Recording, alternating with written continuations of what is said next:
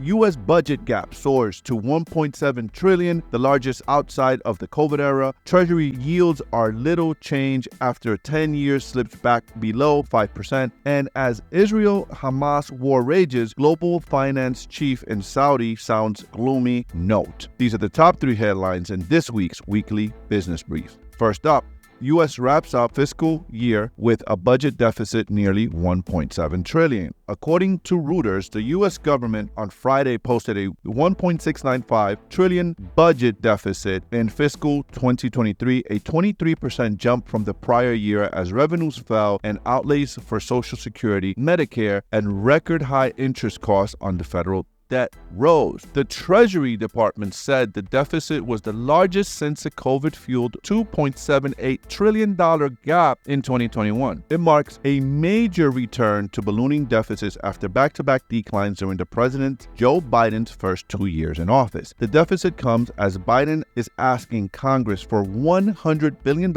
in a new foreign aid and security spending, including $60 billion for Ukraine and $14 billion for Israel, along with the funding for U.S. border security and the Indo-Pacific region. The big deficit, which exceeded all pre-COVID deficits, including those brought by the Republican tax cuts passed under Donald Trump and from the financial crisis years, is likely to inflame Biden's fiscal battles with Republicans in the House of Representatives, whose demands for spending cuts pushed the U.S. into the brink of default in early June over the debt ceiling. This article here is referencing to the point that interest payments for the government is going up as interest rates continue to rise. It puts a lot of pressure on the government to paying higher interest on the debt that we owe, puts a lot of pressure on the government, but also on the feds. They're going to have to start to bring down the federal interest rates so that this doesn't drive us to major problem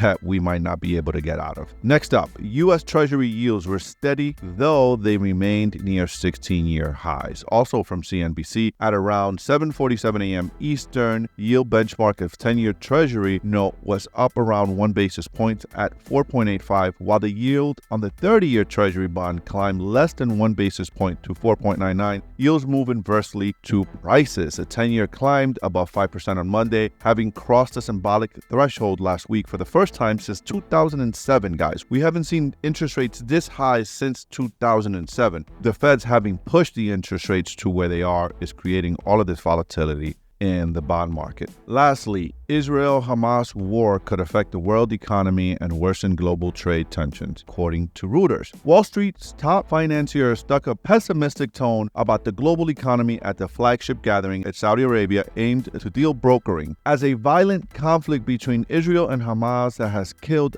thousands of people unfolds. The annual event is typically used by attendees as the opportunity to build relationships with some of the Saudi Arabia's biggest companies and its $778 billion sovereign wealth fund, drawn by promise of deals as the kingdom embarks on the ambitious reform plan to wean its economy off oil. But an escalation between Islamic group Hamas and Israel into the border conflict overshadowed that the event, dubbed Davos in the Desert, a nod to the annual gathering of the world leaders and corporate bosses in the Swiss Alps. Geopolitical tensions heightened by the Middle East conflict posed the biggest threat to the world economy, World Bank President AJ Banga said. There is so much going on in the world and geopolitics and the wars that you're seeing and what just happened recently in Israel and Gaza. At the end of the day, when you put all this together, I think the impact on economic development, it's even more serious, Banga said. What do you think is affecting our economy and the world? Let me know your thoughts. Share your thoughts down in the comments below. Let's discuss. And this has been your weekly business brief. I'll see you guys next week. And remember to like and subscribe to the channel to keep up with the latest business updates. Peace out.